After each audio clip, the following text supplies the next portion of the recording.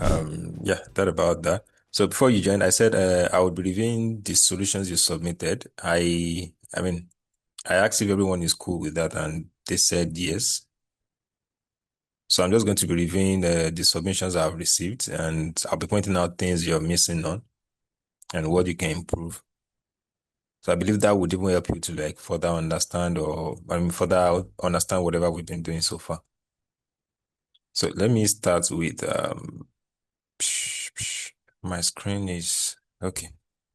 Uh, So I can't really tell. I mean, though your response is, I mean, your solution looks quite okay for the fact that there's no error. I'm talking about Papa now. Yeah. So, but instead of this 13, 30, 25, you could as well just make it more descriptive in the sense that you can say maybe, I don't know what 13 stands for. I don't know what 30 stands for, what 25 stands for. But the one that I see that makes sense is this after 10 days, there is 30 coins. I mean, that makes sense. But a greedy raven takes five. So there is 25. Those one make sense. But I don't know what 13, 30, 25 stand for. So next time if you are going to output something, you could as well make it descriptive so that people understand what you are outputting. Did you get Yes, that? sir. Yes. Yes. Yes, sir. All right. So well done. Thank you. Yeah, you're welcome. You're welcome. So I think I should start with Chanel. Before that, let me open my IDLE.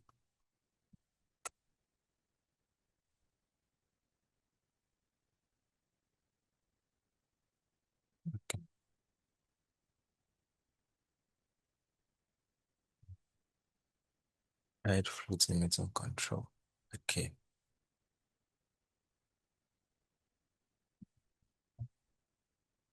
Picture.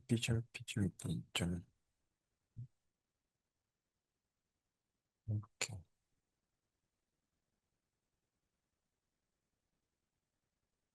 Okay, this is for Jessica. I think this is for Chanel. Let me try and move.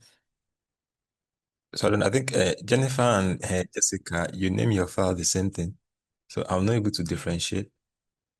But I think okay. P underscore assignment. And who is this dance? That's me. Uh Jano, right? Or who is Yes. that? No, Nana. Nana. Oh, okay. Okay. Okay. P assignments one. Okay.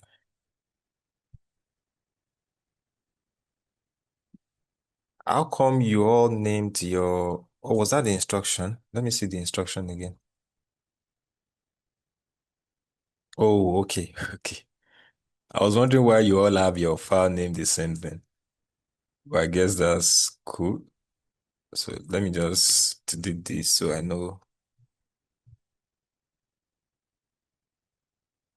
Yeah, and also since I said I was going to show you, I asked you to remind me that I was going to show you an application, a desktop application I built.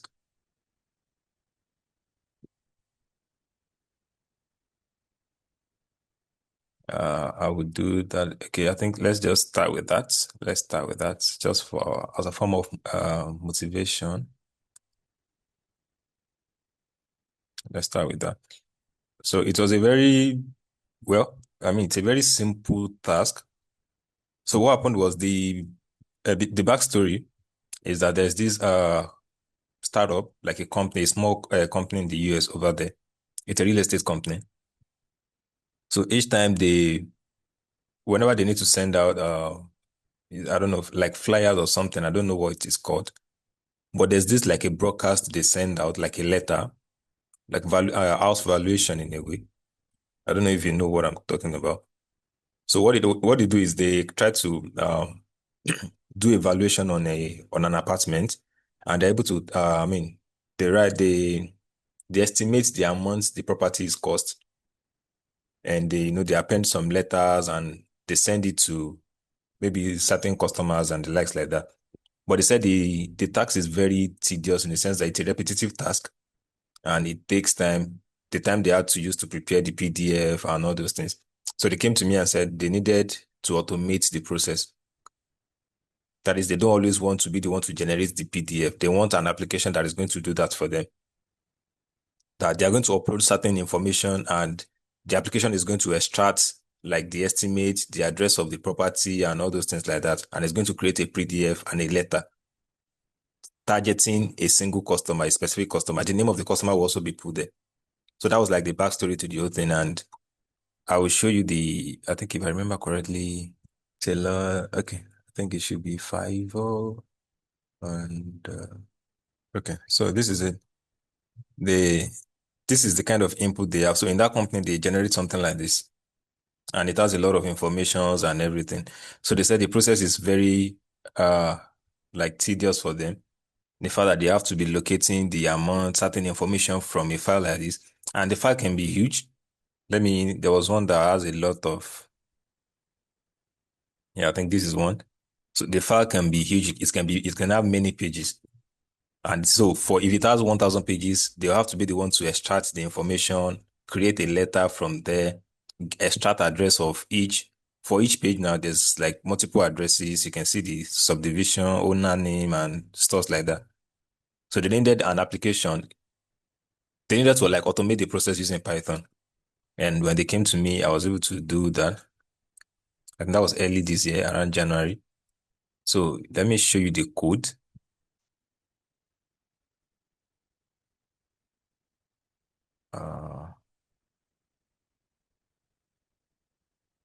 Okay.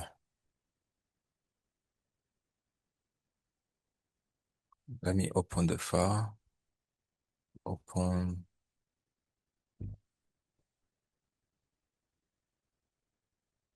So for the application, I had 3 separate files, like 3 separate code which is the way we tend to develop. When you're writing your application, when you're designing an application, there's a high chance it's not going to be just one.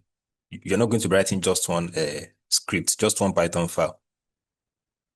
When we get there, you understand that most of the time you write multiple files and you link them together. So you're also going to be learning how to link multiple Python files together so that they can, come together to build maybe an application or to serve whatever purpose you want. So this is the data extractor. This is the code I wrote.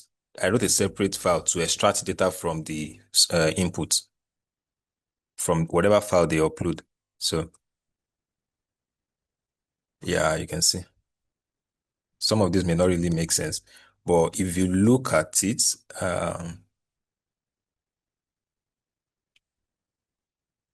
we've talked about float and strings, right? You can unmute your mic. If where you are is not noisy, you can unmute your mic. Let's just make this interactive. No. We talk about float and string, or have we not? I don't think so. Oh, okay. Maybe that's with. Okay. But okay, also you can see you can see a print statement here, right? Yes.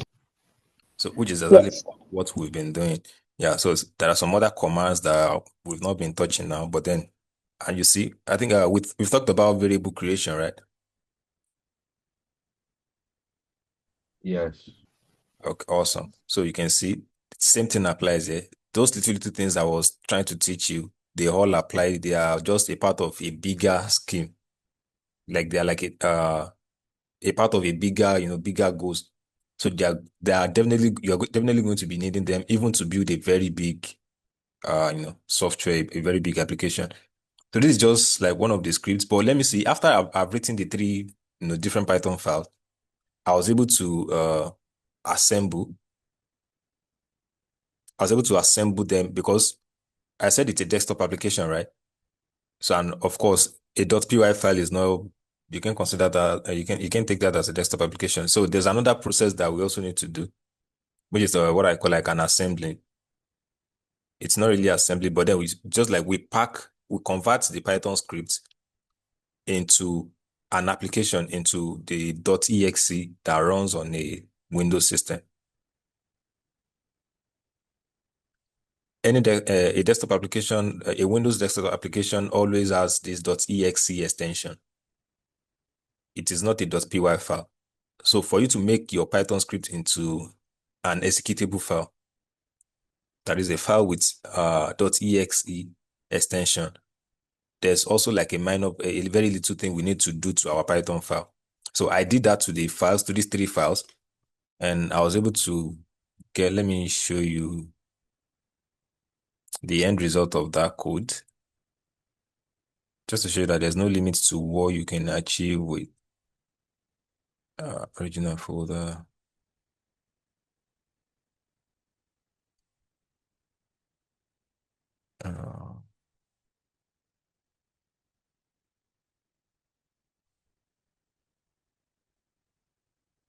Okay, this one is for Mac OS. So I had different variation, I think.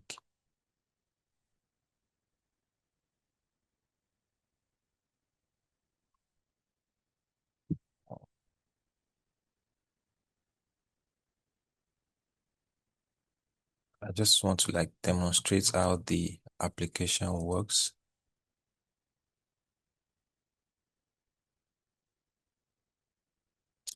Generator.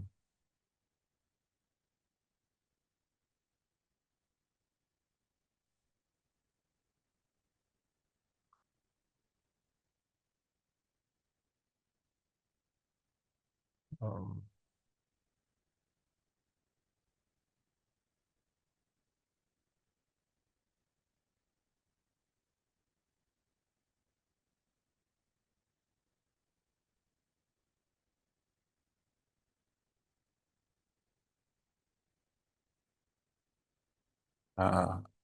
I think I must have deleted the application after sending it.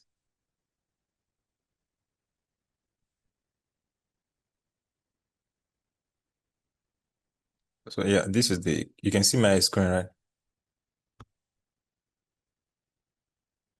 Yes. Okay, all right. So this is like the assembled Python file. Those 3 Python files, I was able to make it into a single application, combine everything together to make a single application by running just one line of command. You're going to learn that command as well on this program. So this is just the application. So it doesn't really look fine because it's just you see like there's not that much color or anything to it. And because it's a simple, they just needed it to automate a task. So that was why I didn't have to put a lot of designs or anything, but it perfectly does what they want it to do. That is, you're going to select an input data, an input PDF file. And once you click on this select PDF, it will open to your file explorer and you are able to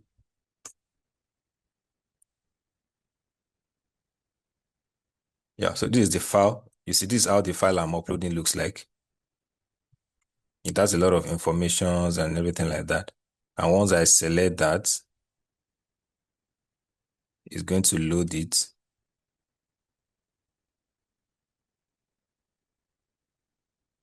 Yeah, now it's also telling me to select where I want my outputs, the generated PDF file, where I want them.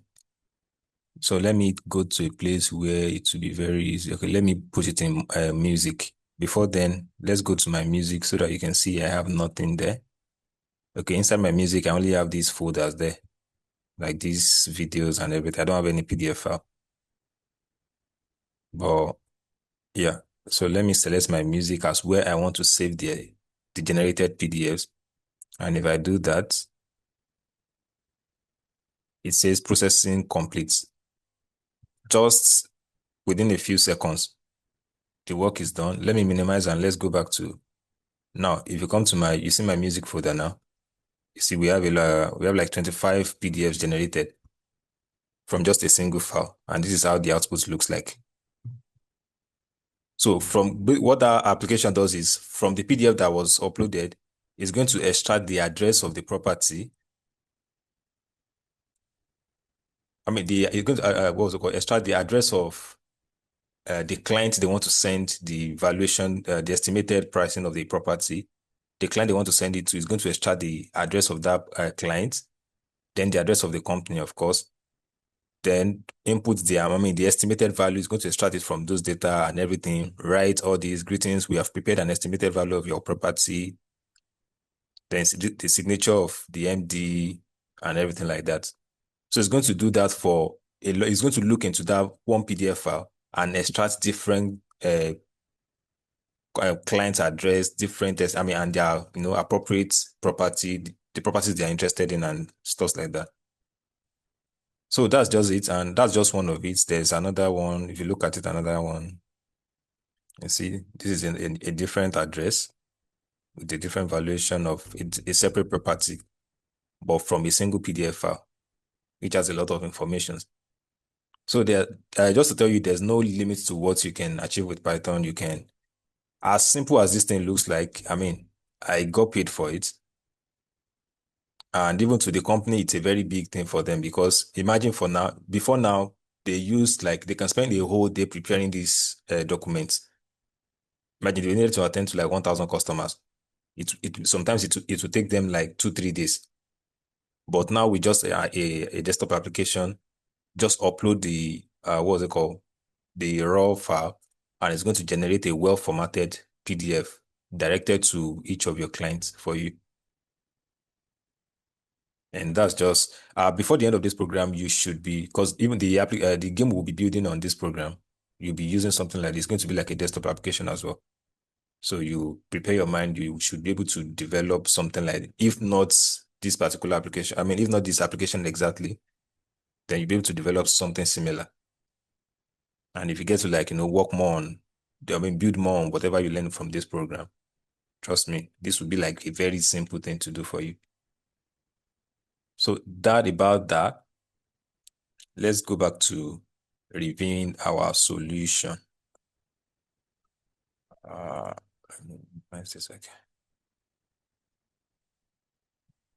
Or any question before we move forward? No. Okay, all right. How much time that take you to do that?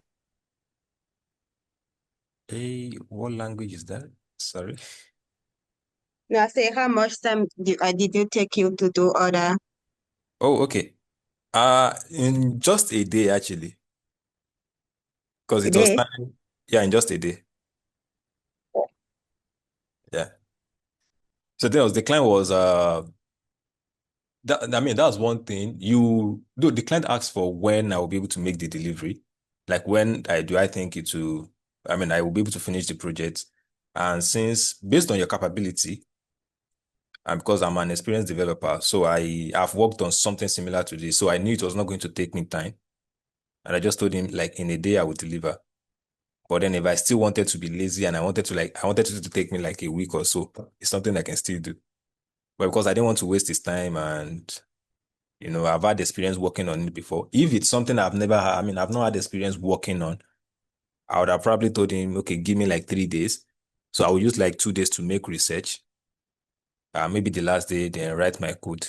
But because it's something I've done in the past, I've done similar work in the past. So it was very easy for me to say, okay, I can give you this in a day. And that's just how it works. If it's something new, you factor in the time to make research. But if it's something you already have an idea on how you're going to write the code, you can just tell them, give them like an estimate of, okay, in like 5-6 hours, then I should be able to come up with a working code. Yeah. So most of the time, when client comes to you to help them build something, you always be the one to give them the time.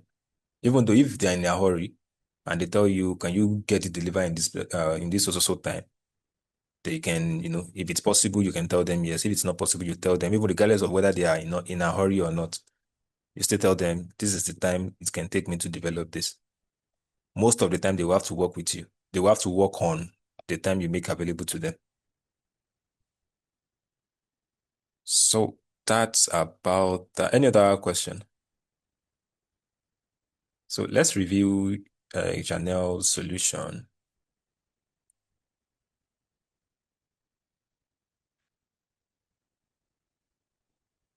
So I'll copy it and create a Python file. Okay, let me just say new file. Okay, so let's go over it together. Before that, let me save the file. Like I said, we are not going to be learning anything new today. So it's going to be a solution of the assignment. And hopefully by next week, we'll work on what I had planned for today. I wanted to do something. Okay. So I want to save the file into that folder. That was why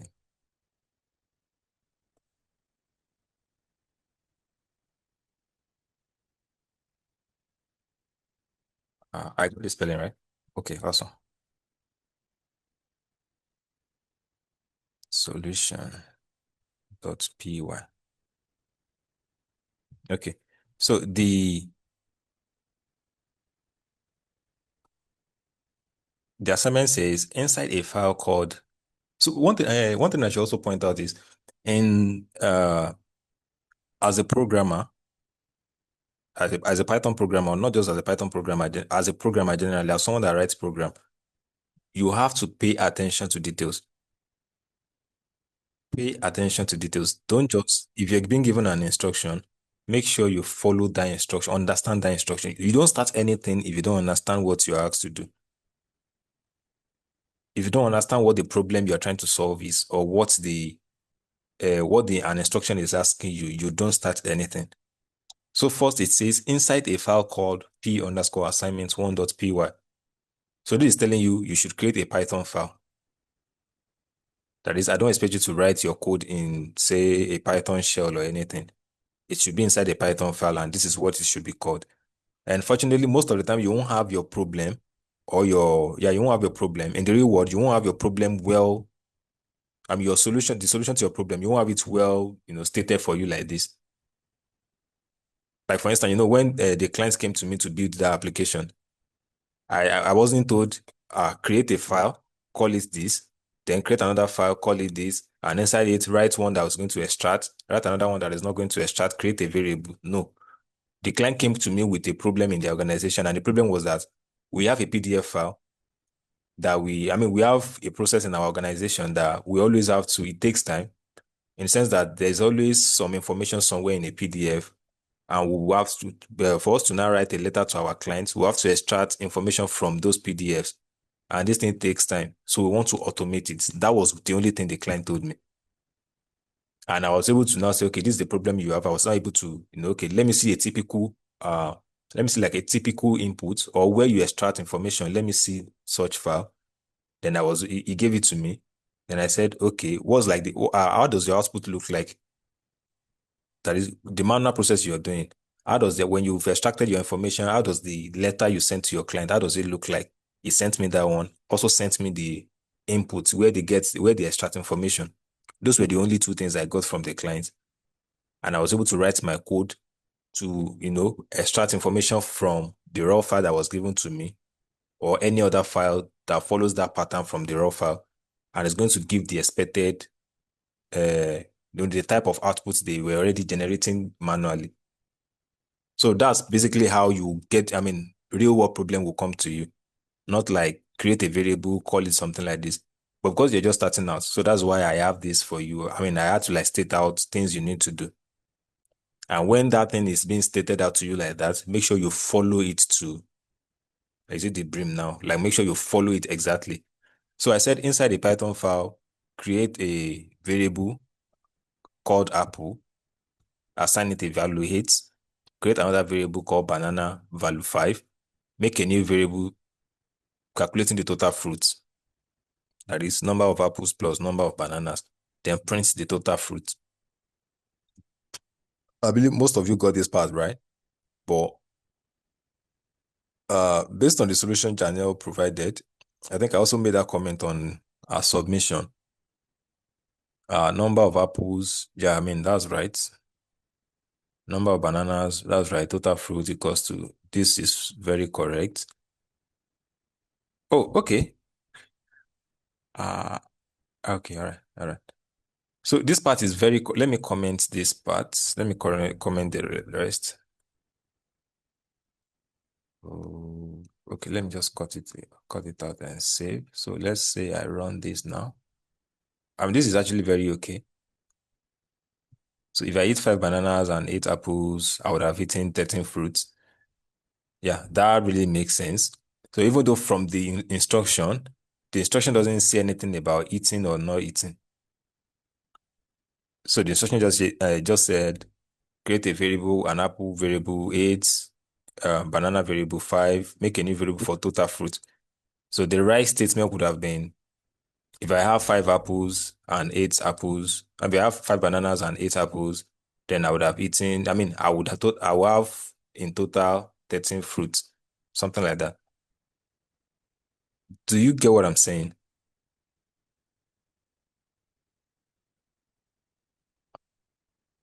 You can unmute your mic. Did you get what I tried to explain there?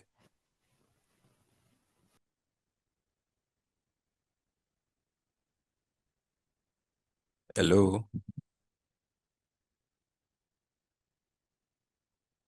What's going on? Okay. Why are you not unmuting your mic? So, this is actually okay. Let me say whatever you are mixing, you are missing out on is not that very important per se. In the sense that you're saying if I eat 5 bananas and 8 apples, meanwhile the question is not saying anything about eating or not eating. The question is just about you creating a variable and having 8 apples and 5 bananas and calculating the total fruit. So the right statement could have been, if I have 5 bananas and 8 apples, I would have 13 fruits in total. That would have made more sense. So you are adding more context to the problem, which in this case is not a bad thing. But most times when you are creating an application, it becomes a very important thing to note. You don't put an extra context to the problem you're trying to solve. Make sure it is in the scope of what the problem is all about. But for now, I will still give you 100/100 on this. So this is very okay. So after that, the next problem says, in the same file, creating one above, write a program that calculates how many gold coins you will have after 10 days if you find 3 coins every day. So this is the solution for that by Janelle. And it says coins per day, 3. That makes sense. Number of days, 10. Total coins. Yeah, so where I said you got it, your solution is right, but it's not, how do I put it now? You're not making use of Python ability. You are limiting Python's ability with what you've done. In the sense that you already declared these 3 times 10 that you have here. Total coins is going to be the number of coins per day multiplied by the number of days, right?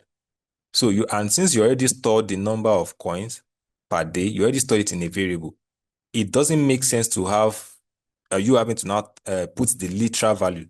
Literal value in the sense that having to put 3 multiplied by 10 again. Since you already stored them in a variable, you could have just said, instead of putting 3 here, you could have just said coins per day. Coins per day multiplied by 10. 10 is already stored in number of days. num_days. So like that, if you are to later on, if the question says the coins per day is now 4, you only need to change it in this location. You only need to change it here and turn it to 4, and it's going to affect every other places any other places you've used the number of coins per day. So if you already stored it in a variable, there's no need for you having to type out the value again manually. Just keep referencing that variable, using that variable that you've created. Did you get that, Janelle and everybody? Yes. Yes. Yes. Okay, all right. So now I said, if I find 3 coins, I like the fact that you're able to use your comments, right? That's very, very impressive. Impressive. If I find 3 coins every day after 10 days, I will have 30 coins. Yeah, 3 times 10. Yeah. So if I find coins per day, that's awesome. You use it well in this aspect. You see that you didn't have to put 3 yourself. So that's the essence of you having a variable. If you already assigned a variable, if the variable is already storing a value, then you don't need to like repeat that variable again. I mean, repeat that value itself. Write out that value yourself again. So cost per day, I would have total. I mean, this is perfect. This is perfect. So the only thing you didn't do right is this part. Having to put 3 times 10. And other than that, I think you're very good to go. And I think you made the same mistake here. So the remaining coins is going to be from the total coins, right? And even you don't need to declare the total coins again. Because the question says if I think if something is stealing, yeah, if a greedy raven steals 5 coins on the last day, update the code to subtract that. So you already have total coins. Your total coin has already been calculated here. So you don't need to declare your total coin. You don't need to define a variable again for that. So you delete that. And stealing coins, yeah, that's right. Like the number of coins the raven is stealing, 5. So the remaining coins or the rest coins should be, you don't need to write 30 minus 5 again. We could have just said total coins minus the coins that is being stolen, right? Stealing coins. Total coins minus stealing coins. And after he steals stealing coins, and okay, after, I mean, this doesn't really matter more, but let me just make it more. After the raven steals 5 coins, that is, yeah, 5 coins. After I have, okay, after I have the total coins, okay, also total coins coming from here, then I would have rest coins. Yeah, this makes sense. So the only thing you're mixing up is the proper use of a variable. And I believe this clarify things now. You know like how to make use of a variable from this. Is that right? Yes. Okay, all right. So after today, I'll still give you another exercise, and it will be more than this. So it will help you even further master the variable thing well. And yeah, let me save this and run.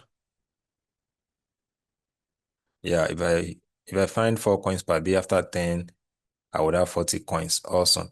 You see, we didn't have to do all these things manually. Everything is being calculated from the variable. So if I later said, the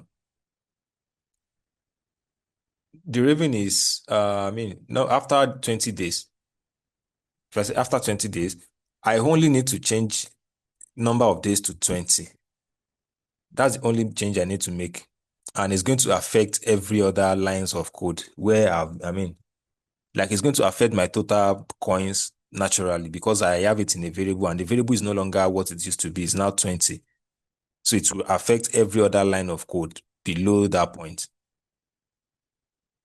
So now if I run this now, the value is going to change. And the only thing I change is just one line of code.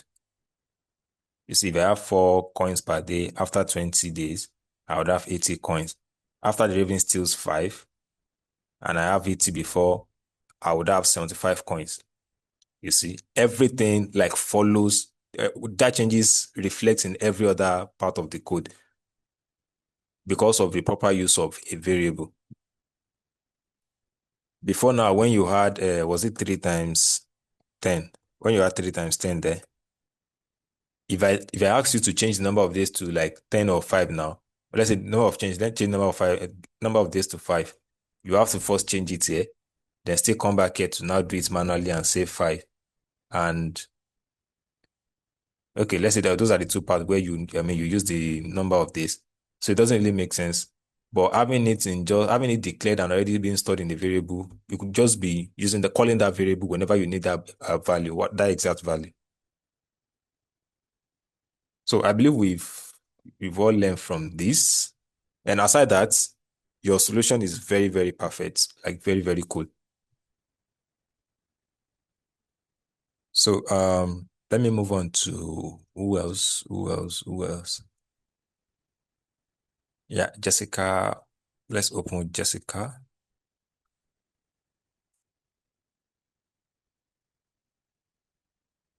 Open file. Sorry, that should be open.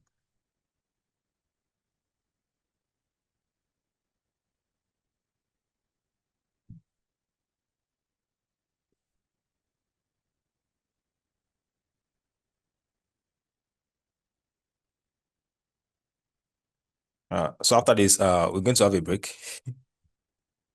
Oh, wait, is the class supposed to be?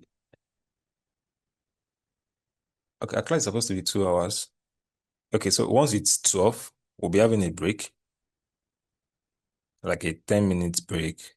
Then you just stretch, maybe grab, probably go do some things and come back. So, all right.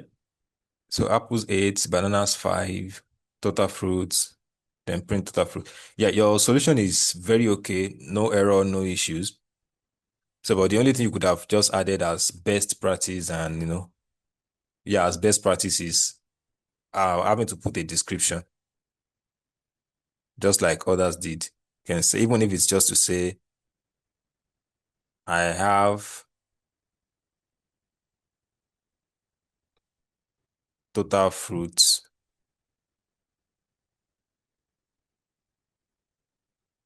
Yeah, even if it's just to say this, it would have still make sense instead of just having to print. So let's just run these and see. See, I have 13 fruits. So even if it's just to say that, to still make sense. But aside from that, you exactly what the instruction says, you follow what exactly the instruction said. Print total fruits. So, that's still 100 on that. Let me close this and no.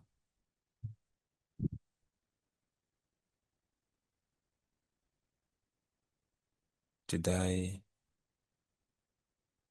Sorry, my screen is messed up.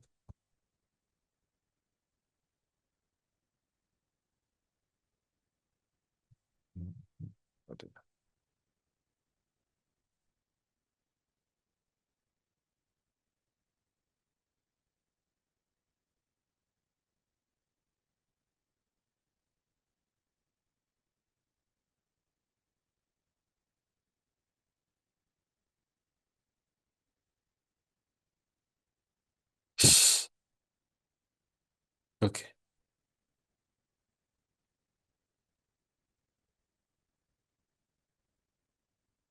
Okay, all right. So for the other one, the problem says in the same file, gold coin, a 10 gold coin. Okay. Days, coins collected per day. Okay. Total coins found. Yeah, this is perfect. This is perfect. The total amount of coins found after 10 days is awesome. This is perfect. 100. No correction, nothing. This is good. And the amount stolen 5, right? So total coins collected, total coins found minus amount. This is perfect. This is very, very perfect. So this is also 100 over 100. So well done. Well done. Well done. Let's quickly go see. Okay. So let me just download other solutions. P assignment.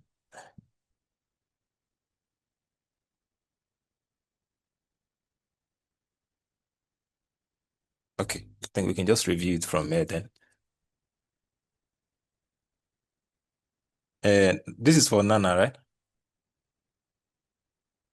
Yes. Okay. So apples, banana, total fruit. Okay, this is perfect also. So with the addition that you could as well, when you're printing it out, try and make it descriptive, like adding some text. So, but then this is perfect. Then coins per day, days, then total coins per day. Good coins. Okay, we have Greedy Raven. Okay. Then total coins per day multiplied by. Okay. This is still perfect. This is still perfect. It works fine. You're going to have your result. But if you're going to actually use your variable correctly and rightly, if you're going to utilize the use of your variable, there's no need for you having to do the multiplication again since you already. So when you're writing your program, you will tend to like avoid, repetitive command or repetitive writing. The essence of programming is so that it can make your life easier, right? So you don't want to be repeating code. This same line of code, you already have it here. These coins times 3 day, coins per day multiplied by days, you already have it. So it will make sense. It's not going to raise any error or raise anything. But for easy management of your code, it is best that you just use the same thing here. These total coins that you've already created, just put it here and you can now name this the total coins minus 5. You can now name it another variable. Say remaining, you can call it remaining coin after greedy raven. Or total Alright. coins, you can just say total coins underscore minus greedy raven equals to what I'm saying is, let me copy this. So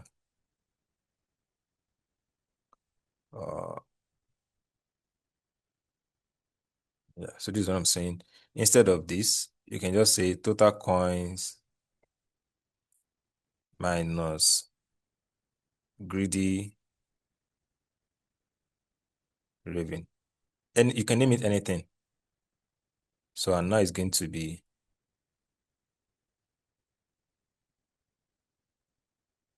total coins minus, instead of this minus 5, minus 5 is, 5 is what greedy raven has already taken, right? So you already stored that in a variable. So it's now going to be total coins minus greedy raven. You won't have to type out the name, the number, the literal, value, which is 5. You won't have to type it out.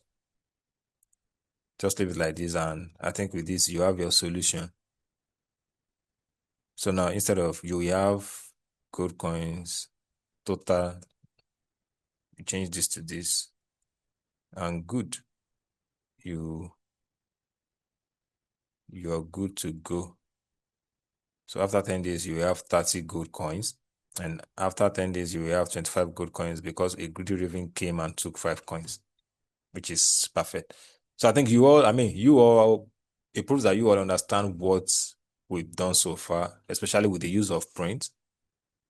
So, but then maybe you still need like little more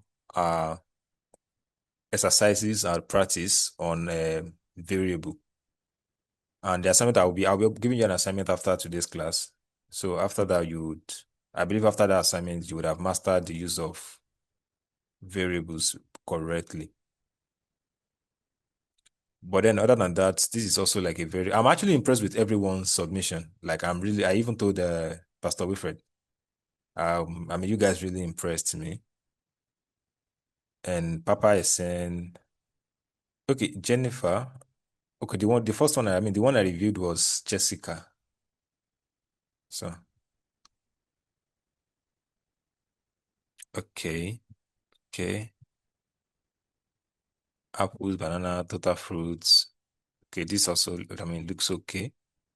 Coins per day, number of days, coins after 3 days. Honestly, I'm really, really impressed by you guys' work. The fact that I know you guys you didn't copy one another. And if you had copied one another, I would have known from the way you declare your variables. Like you use different patterns for your variable, and that really makes sense. So, kudos and well done. So then coins after 3 days, Raven steals. Okay, coins per day. Okay, let's do some proper distance to this. We have 1 minute till break. So this is perfect. You could also, like I said to others, you can make it more descriptive, like adding some text. But other than that, coins after 3 days equals to coins per day, number of days. That's perfect. Coins after 3 days, Raven steals. Okay, so just the same thing I said. Your calculation is okay. You must be a mathematician. Jessica, can you unmute? Is it Jennifer, right? Yeah. Can you unmute your mic?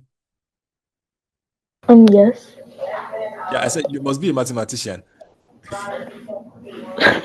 Thank you. Yeah, so this also works fine. This works fine. This solution works fine, but this is like a kill in a way, like an overkill. Let me say it that way.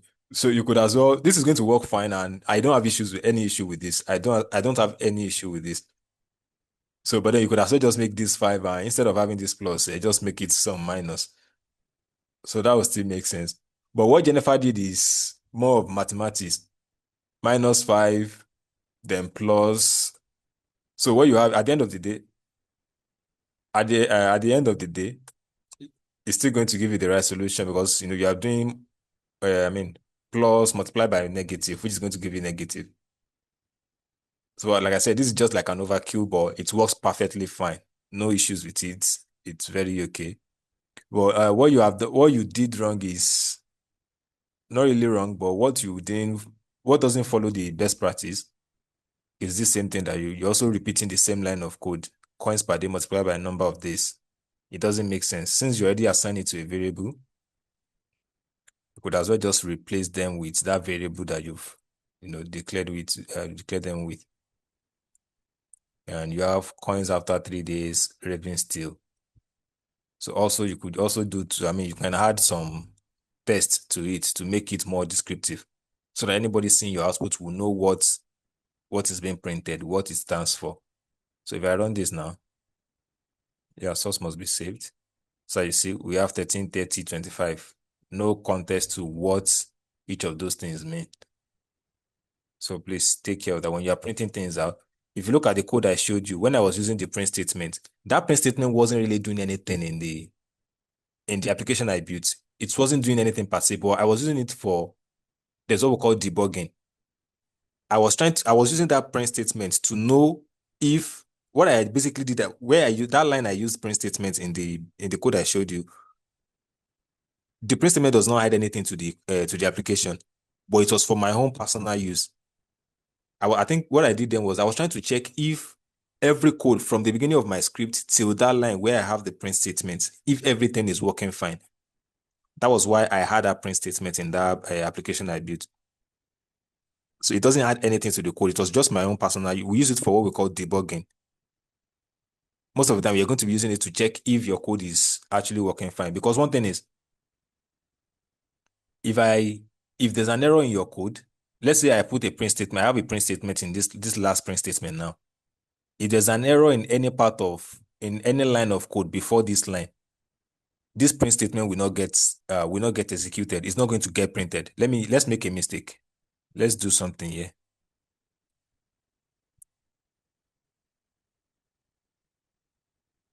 Let me do this. The last thing that should be printed should be 25, right?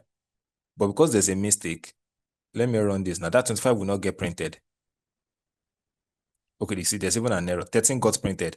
But after that, it says name low is not defined. This one even pointed it out. Sometimes it may not get pointed out. Like you may not see an error like this and you think things are working fine. But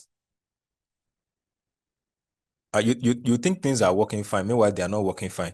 But now, knowing that I'm expecting something to be printed at this line, but that thing did not come out, so I know that there's an error. That's one indicator one indication that something is not working fine from the preceding lines of code. And most of the time, that's why how you'll be using your print statement. We use it majorly to debug our code, to check if there's an error in our code. It's just like a technique that we used to get if there's an error in our code or not. So this is a Yuano solution. Again, it's also right. It was just so let me say this. You see, when you have a space between your print and your parentheses, your code is still going to run fine. But one thing I should point out is that Python takes space very serious. Please listen to this. In Python, you don't just you don't just put space anyhow. In Python, you don't just put space anyhow. But you ask me, why is it that when you put space here, everything still works fine? Yes, when I say Python doesn't allow you to put space anyhow, don't mind my expression. So the thing is, after you can actually put it, you can have spaces anyhow in your code. I think let me put it that way. But in the beginning of your code, in the beginning of each line of your code, Python does not allow a space. Like when you're writing your code, if you put a space like this, it has a meaning in Python. In the very beginning, if your line of code is being started with a space, it has a special meaning in Python. So I think the word is that when you are writing your code, be careful of how you put space in the beginning of your line of code. Like, let's say I want to write print now, and I put a space. Python is going to raise an error for me in that particular line. The total fruit is going to be printed, but you see there's going to be an error for this line. You see, I cannot even run it. So it's telling me unexpected indent. So basically just saying in Python, don't just put an indentation anyhow. Don't just put a space, indentation or space. Don't just put it anyhow in the beginning of you can have it at the end. You can, put spaces. You can even do it like this. You can have it like this. It doesn't matter. This is going to run. This is going to run now. You see, it's run fine. But in the beginning of your line of code, Python does not, if you put a space there, it has special meaning in Python. If you put like any space, if there's any space, if you just put space anyhow, it has special meaning in Python. And Python is going to raise an error if you did not put it accordingly or correctly. There are indentations that are allowed in Python. I think when we start talking about conditional statements, you understand that. So, but in Python, after your command or anything, you can put spaces, anything, it doesn't really matter.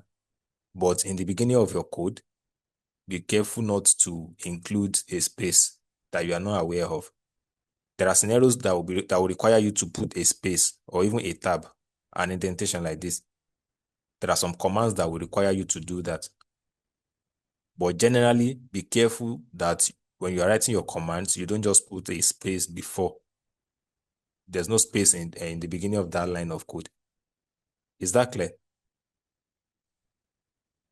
Yes. Yes. All right. So that's a rule.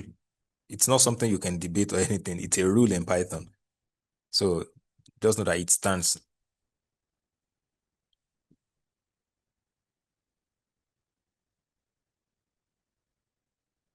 Yeah. So, this is correct. You could have just also make it more descriptive and say, I have so fruits in total. Then this also, yeah, this is correct. These coins collected. Okay, coins collected per day. Makes sense. Number of coins stolen, total. Yeah, this is perfect. Just like I've been saying, you just needed to you could just make it more descriptive, and instead of just printing numbers, just add some more little information to it and you'll be good to go. So in general, my general review, I'm really, really impressed with what you've done. Everybody, I'm very, very impressed. And even more than the adults. Trust me, you guys are very, very encouraging. And keep it up, please. I'll give you more assignments today. And it could be, it's going to be more than this. But just take your time, try and understand. If you're not sure on anything, our past videos, they've been uploaded to YouTube. We now have like a private channel. So maybe I'll drop the, I don't know, I'll tell Pastor Wilfred to invite everybody individually because you can see it publicly. So you have to be invited. I can share with the group. Okay, but I think it's private. It's not public, so they may not be able to view it. But we'll work on that. So if you're stuck on anything, let's say you don't understand a particular thing or you're having some doubts, you can go back to, you can ask on the Google Classroom. I'll be willing to like respond. Or if you think, okay, let's say you want to probably go back to, watch some of the classes we've had in the past, you can go to that channel and watch the videos again. Okay, so I'll be giving you assignment that will be more than this one that you've been given. And the assignment will require you to use more variables, use them correctly, and just to make sure you understand it before we move on to what we actually, have in plan for today.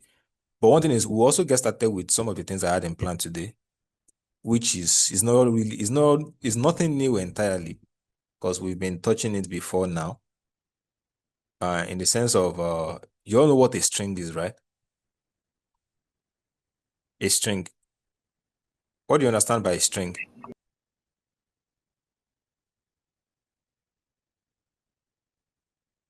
Remember my motto, there's no wrong answer, there's no bad answer, there's no wrong question, there's no bad question. So if you have an iota of idea, just say it, even if it's not anything you understand, just say it. Anything. Okay, there's a chat. No, not a physical string, like in Python. I think I've always been mentioning it. Yeah, in Python, like a string in Python. It's like a sequence, right? Yeah, a string is a sequence. Okay, I think, apologies, please. I think I'm mixing, because I also take another Python class, so I feel like I'm mixing things up. So, but I think, but then I am very sure I've also been mentioning a string in this class. So, but thing is, if you noticed when we are printing so please get your jotter and your whatever you used to jot. So we've started, maybe we've started something. Whenever you are using your print statement, or let me just go back to someone's solution. Okay. If you look at this, I think this is Jessica or Jennifer's solution. I'm not really sure. But this is one of your solutions. So if you look at this, when we are using our print statement, you've been seeing some words or some sentences were being put in quotes like this. I don't know if I've explained the reason behind that. So the reason why you have this after in quotes and you don't have this in quotes is because this is a variable in Python, which I believe we talked about in the last class, a label. And the rule of Python as regards label is you don't have to put them in quote or anything.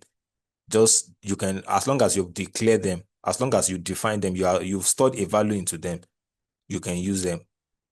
As long as you have stored a value in them, you can use them. That's the rule of a variable. And you don't need to put it in any quote. At least you don't need a quote like this. You see where I'm making the changes, right? You don't need a quote like this. If it's a variable, you don't need to put it in a quote like this. But you see this after, and this we have them in quotes. Reason for that is because they are text. They are text. Text. And if you want a Python to take a text, if you want Python to work on a text in Python, you have to put that text in quotes. And also text in the real world, they are text. I mean, in a normal day-to-day this thing, we call them text. But in Python, they are called strings. String or strings. Strings, plural. String, singular. So they are called string in Python. Text in real life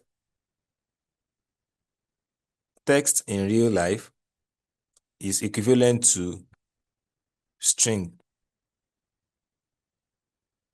This could be plural or, yeah, just like text can also be plural or singular.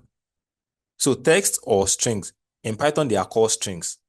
And they are sequence of letters, numbers, and any symbol. Are you getting that? A string is same thing as a text. And it is a sequence of letters, numbers, and or symbols, any symbols. And the rule to it is the way Python understand that this is a string or this is a text is that it has to, those sequence of letters, number, or any symbol has to be enclosed in a single or double quote. These days you will have is enclosed in double quotes. It could as well, Python allows us to either use a single quote like this. It still works, everything still works fine. Or it could be a single quote, double quotes like this. It still works fine. That is how Python identifies a text or a string. And when I said a sequence of letters, symbols, or anything, this we can have this 20. You can have a number inside your string, but at that point, it doesn't have the property of a number. It has you cannot do a let's go to our shell. Remember I said the essence of shell is to run some very fast demonstration. So this is what I'm saying. I said a string is a sequence of letters, characters, letters. Letters or letter. It could be one letter or multiple letters. Let's say G. That's an English letter. A sequence of letters, numbers. Let me also put 20. Or symbol.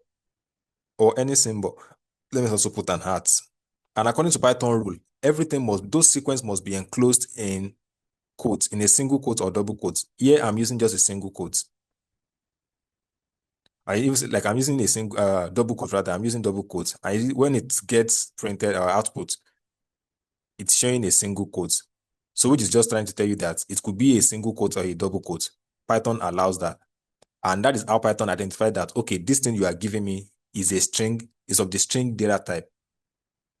That is the data type, the type of value you are giving me is string.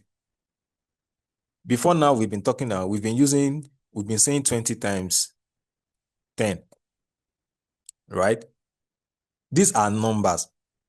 20 is a number, 10 is a number.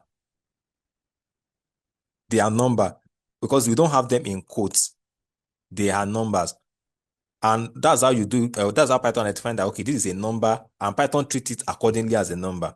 If I have these 20 in quotes now, it is no longer a number. It is now a text. It is now a string. And it doesn't have the property, or it no longer has a property of a number. That is, I cannot do division. It's going to raise an error. Are you getting an idea of what I'm trying to explain? Yes. Yes. Yes. Okay. So since I have it in quotes, the type is no longer a number. It is no longer a number. It is now a string, an ordinary text that has no mathematical property. So if I wanted to retain the property of a number, the property you expected of a number, that is, you want to be able to do some arithmetic operation, you want to be able to apply some numerical operators and the likes, you wouldn't have to, it must not be in quotes. That is how they retain their property as a number. And this O number, when you have a number like this, like O number like this, Python has a special name for them. It calls them integers. Just like in mathematics also. We have integers in mathematics, right? What is an integer in mathematics? A whole number. Exactly. An integer is a whole number. So same thing in Python. Whole numbers like this are called integers. They are called integers. Once you have a decimal, you have like a decimal distance like this. Python has a special name for it also. This is called floats. Floats. In mathematics, you call them decimal number.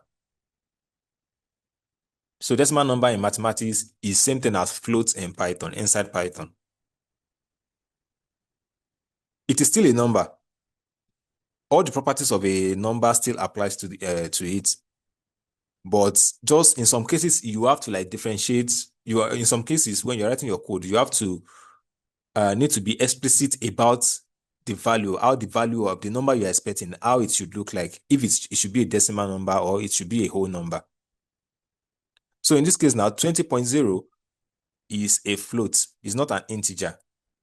But generally, it's a, and yeah, and it is different from this. If you do multiplication and everything, it's still going to give you the same result. It's still going to work as a number. But inside Python, Python has different name for this, different name for this type of number.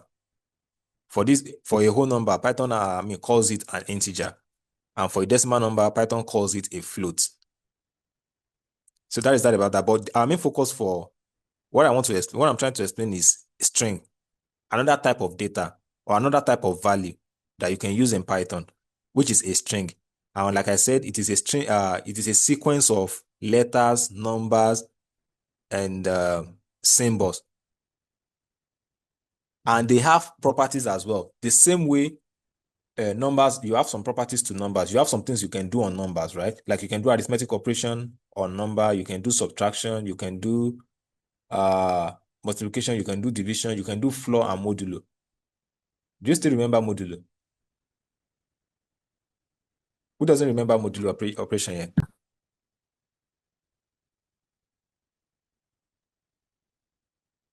I remember. Okay. So the same way you can do modulo, you can do arithmetic, multiplication, division, and floor on numbers. There are some operations, specific operations that you can also do to values that are strings. And one thing is the way you, this 29, sorry, there's no way I can clear my screen until I have to restart. Okay. Let me restart shell.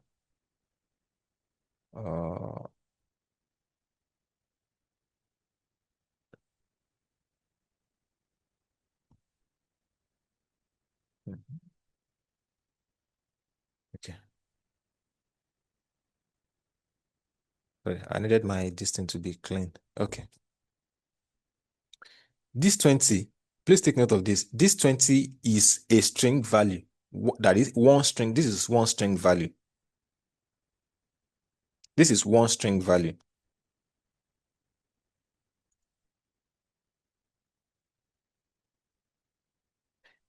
I am a man is also one string value. Is also one string value.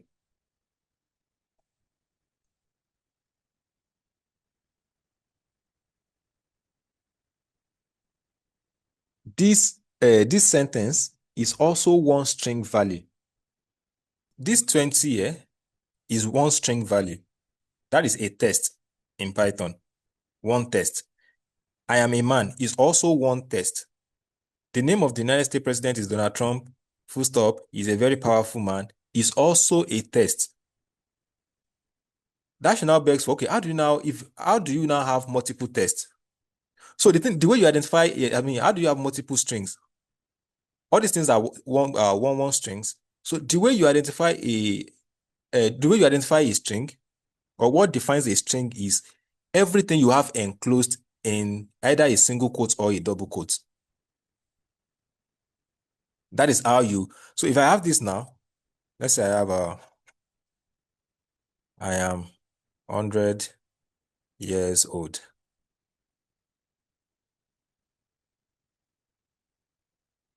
Sorry. My students are making me proud. These are two strings. These are two strings. And one of it, this is one, and this is another. So what defines a string is, like an enclosure of whatever you have in that quote, in the double or single quote, is what defines a string. That's how you identify a text. So like in the, okay, I've closed that. I'm coming. Let me still open the file. If it's something I can handle.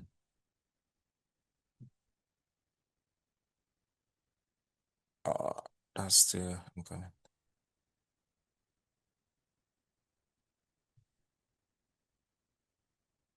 Open.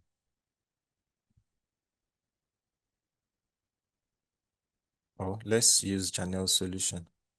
Okay. So if you're looking at Chanel solution now, what I'm trying to say is here, what you have here, after the Raven steals, this is one string value.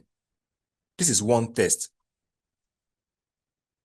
Coins after I have, no, not coins after I have. Coins is another test. After I have is another test. And now I'm just even seeing the mistake. I mean, not really a mistake like that, but this could have just been one. You could have just made this into one string value. So this is another string value, making this is one, this is another one, making two. And this is, I mean, you could have made all these things a single string value. There's no need for you having to create multiple string values when they cannot be together.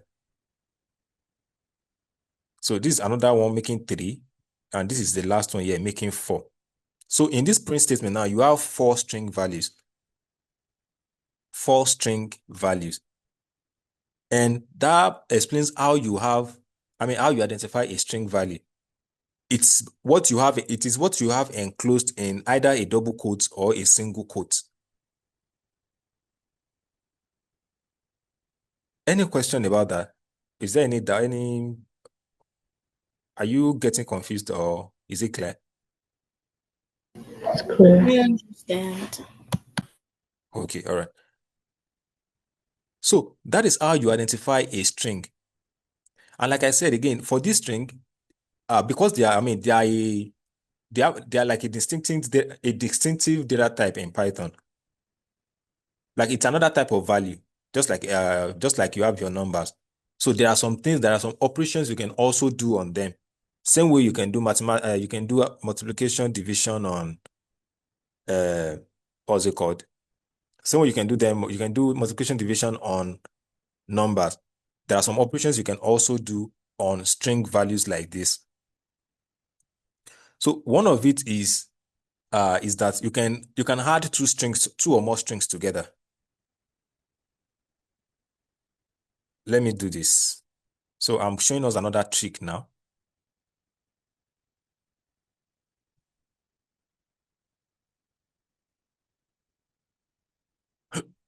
So I'm saying my name is, this is one string value. Like I said, you can add two or more string values together. So I want to add them together. I want to say Gideon. Before I do that, can someone tell me how many characters I have? How many characters made up? How many characters made up this Gideon string?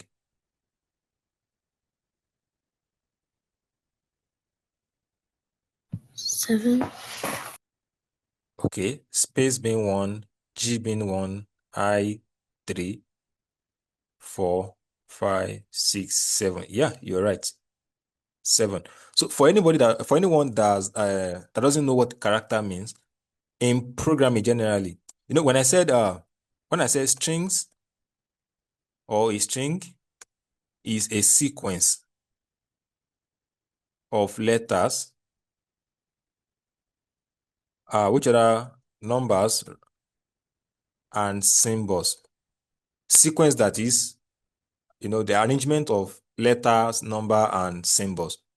So all these letter, number, and symbols are generally called characters. Whether it is a number, a letter, or a symbol, when you have it as a string, each one of them is called a character. And also, it should be, I think from the definition, I should also put it there that even space, sequence of letters, space is also a character. So as I have this Gideon now, you see, I have a space before this G. So this space is also occupying something. I will explain something. I wanted to say an empty space when you have an empty string, it's different from a string that has a space. And I will explain that later on. Let me be done with this. So when I asked that, how many, I asked before that, how many characters do I have in this Gideon, in this particular string? And someone answered correctly, said 7, which is right. So I have 7 here. And what I wanted to explain before now is that you can add 2 or more string values together to make a single string. So this is one of such example. If I run this, you see we have my name is Gideon. My name is one string value. Gideon is another string value. Then I use the plus operator. This plus symbol, I use it to add them together. Before now, you only know that the plus operator works among numbers, which does the addition operation. But when you have a string value like text like this in Python, you can also add them together. And what it does, this operation, when you're doing it on strings like this, when you're adding 2 or more strings together like this, it is called concatenation. That operation is called concatenation. Concatenation, which is the addition of 2 or more string values.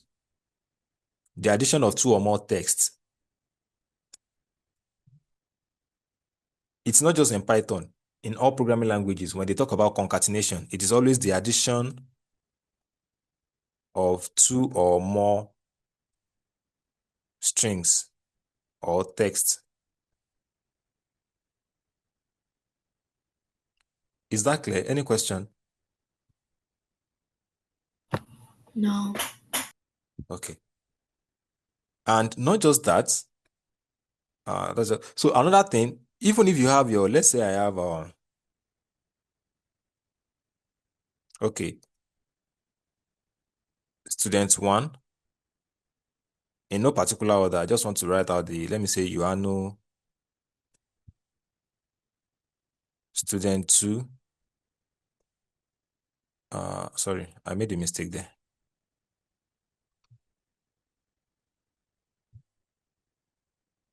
Forget that student. Let me define the student 2 again. Let me call it Jennifer. Let me also define another variable. What I'm doing is I'm saving those names into a variable. Let me also say Thomas. Remember I said when you are defining your string, it can be a single quote or a double quote. And mind you, please, if you are starting with a single quote, you must end it with a single quote. If you are starting with a double quote, you must end it with a double quote. You can have a mixture of the two to declare a string. Let me say student 4. You can have something like this. Student 4, let me say Chanel. No, this is not, like, if I should do this now, it's going to raise an error. You are saying unterminated string literal. So at this point now, this quote is being seen as part of the string values, as part of the characters that made up the string, and not the end of that string. So if I want to do it correctly, student 4 should be,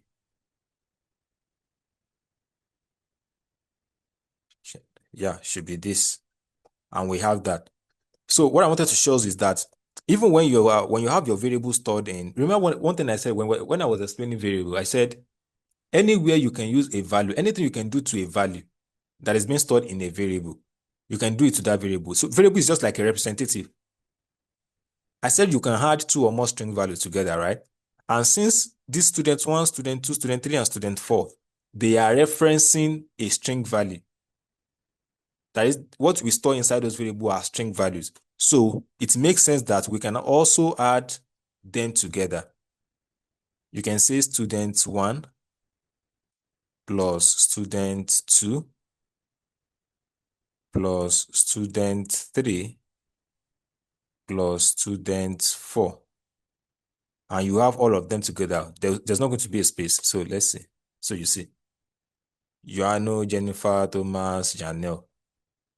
So if I want it to come out properly, like if I want a space between them, one thing I could have done is to also, put some spaces in between, which is what I said the other time. Yeah, I'm adding, after student one, I'm adding a space. You see? So this, when you have a space between it like this, is different from this when you don't have a space at all. When you don't have a space, we call it an empty string. That is a string that has no character inside it. And if I ask you that how many characters do we have in this now? If you tell me 0, you are very correct. But when you have a space inside it, you have a character there. And that character is a space. So there are two different things. This is not an empty string. When you have a space inside it, it is not empty. So I want these things to come out perfectly, right? So I'll add space to it. And yeah. And now, so what I'm doing here, I'm saying student 1 plus space, plus student 2 plus space, plus student 3 plus space, plus student 4. And if I do it now, you see now we have Joanno, Jennifer, Thomas, Janelle, everything making just a single string. All these were 1, 2, 3, 4, 5, 6, 7. We have 7 strings. We're adding together 7 strings. And 7 strings to make just a single string, which gives us Joanno, Jennifer, Thomas, and Janelle. Main point of all this is, remember, you can also add 2 or more string values together. So the way all this information, the way it helps is when I give you a problem too, when I give you like an assignment or task to do now, this knowledge that you know that, okay, you can add multiple strings together. When I give you a problem and you're trying to solve that problem, this statement that I just made now, this information, this thing that you know now, will pop into your mind. Like, let's say you're trying to write a solution and you can, okay, the way it helps you is you remember, okay, I think I can add this thing together. So I can, if I should be able to do this, then it should be able to give me the solution. I'm trying to explain how this helps you think like how, you think like a programmer. As simple as this information is, I said the way it helps you, the way you're going to be needing to build even more complex solution. And the way it comes to you, the way you use it is, when you're trying to arrive at a solution, I believe you have to think of, okay, what code am I going to write? And while you're thinking of what code you are going to write, this understanding that you can add multiple things to get multiple string values together will come as will come as like a tool to arriving at a solution. Let me not make things hard for you, but just understand that you can understand this property that you can add multiple strings together. I'll give you an assignment that will warrant that you use something like that. So you tend to, you see how it comes in handy for you. And that about that, I think I've also explained this, that an empty string like this, when you have a string like this, is not equal to, it's not same thing as when you have a string with a space. And also another thing you should point out, when I said when you are defining a string, when you are defining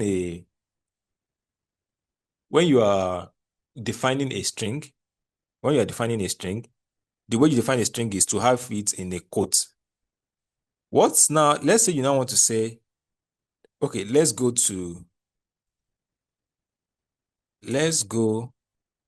to Texas. You can even see like the coloring is looking off somehow, because this is actually going to raise an error. You're saying syntax error. And the reason for that is, now you have 3. This string we want to create is let's go to Texas. And now you have a single, and this is very correct. This is how you write it in English, and which is very correct. But Python is now seeing these quotes, this single quote that you have here, this single quote that I highlighted, this single quote. Python is now seeing it as the end of the string value, which is not supposed to be. What is happening is Python is no longer seeing S go to Texas. It's no longer seeing them as part of the string value. It's only seeing the let as the string value there, which is not what we expected. So to avoid that was why Python actually allowed us 2 approaches to creating a string. if we are going to be having something like this in our string value, then it doesn't make sense to have it enclosed in single quotes. It would have made sense to just have it in double quote like this. Like that, Python is able to see the single quotes inside it as part of our what's it called? As part of our string characters. And if I run this now, there's not going to be an error, you see. Let's go to Texas. Or let's say I even want to print it. If I print it out, the quote will not be coming. Always remember, the quote is coming as part of the output because we are not putting it in the string. We're not putting it in the print function. So if I do this now, say, yeah, let's go to Texas. So always have it at the back of your mind. If you're going to be using a double quote, if you're going to be using an apostrophe, yeah, I think in English it is called apostrophe, but most of the time we'll call it quotes, a single quote. So if you're going to be using that, it's better you just have your string enclosed in double quotes like this. And also, if you're going to, vice versa, if you are going to be using double quotes in your string, let's say you're going to be using double quotes like this. Let's say, she said, we want to quote someone. She said, I am not interested. We are quoting someone. So since you know that your sentence or your string is going to be having these double quotes, then it doesn't make sense to declare the whole of your string to have it enclosed in double quotes. It will make sense to have it enclosed in single quotes like this. And now with this now makes sense to Python. And you see, it came out fine. She said, I am not interested. And everything came out fine. Any question up to this point? Any question, any doubt?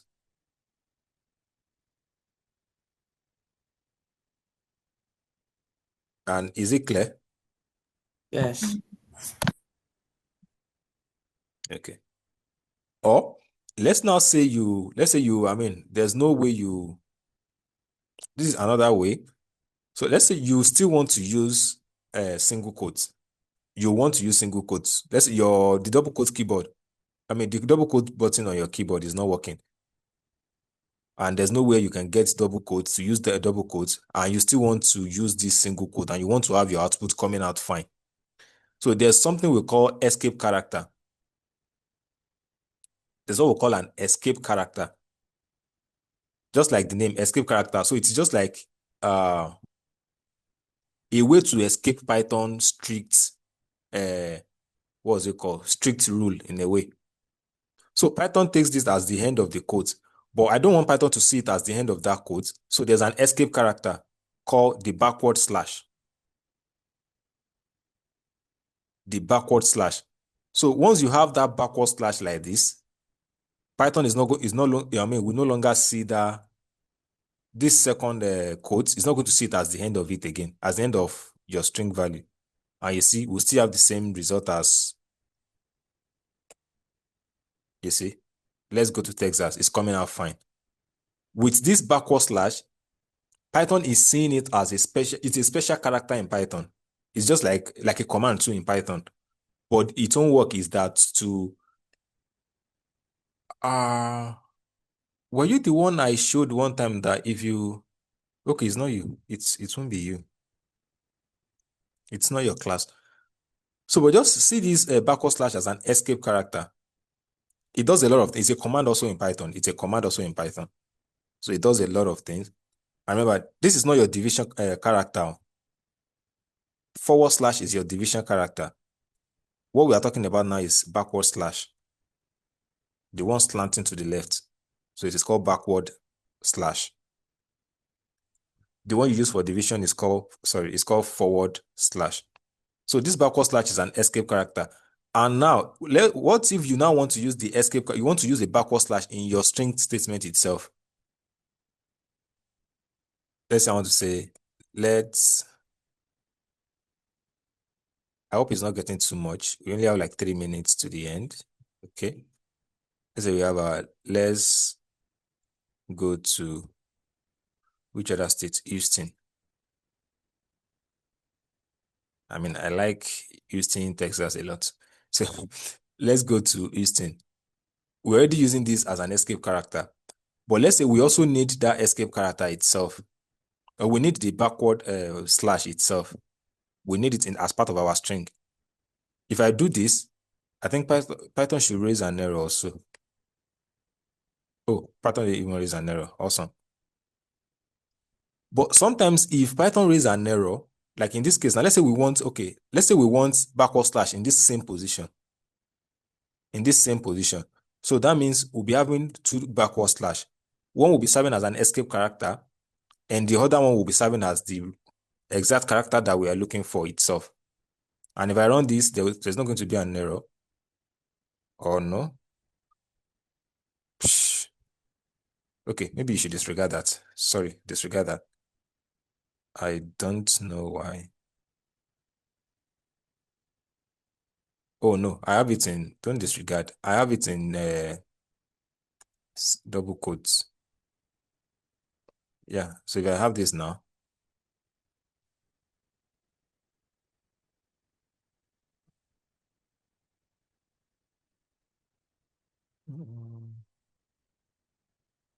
I mean, it even has to be 3. Okay. So, I mean, this can be tricky, actually. This can be very, very tricky, but just know there's an escape character, basically. Or instead of, to avoid having to go through all this stress of an escape character, when you know you're going to be having an apostrophe in your string, then enclose that string in double quotes. If you know you are going to be having double quote as part of your string, then enclose the whole of that string in a single quote. Is that clear? Like, do you all understand that?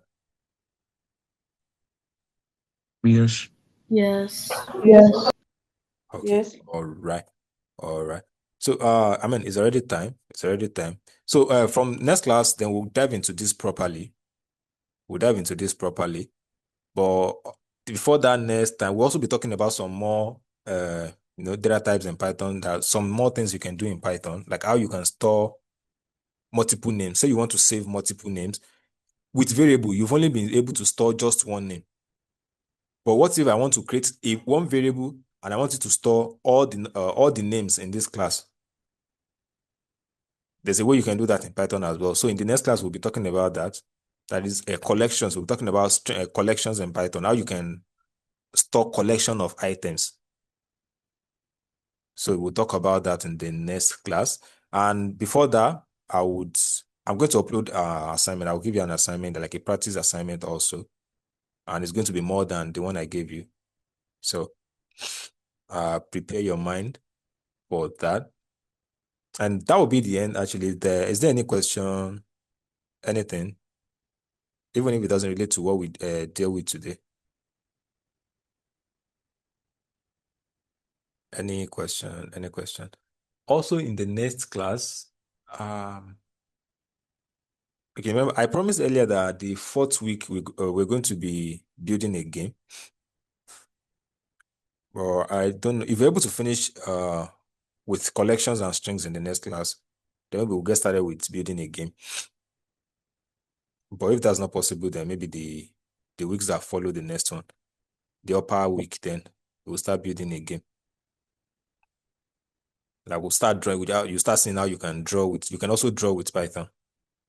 So, any question, anything before we call it a day?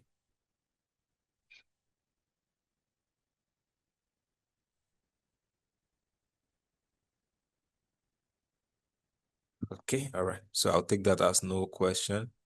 Have a good day. That will be all. So you have a wonderful day and a wonderful week. You too. You too. Bye. Yeah, bye. Thank you. Bye. Yeah, bye. Thank you. Bye. You're welcome.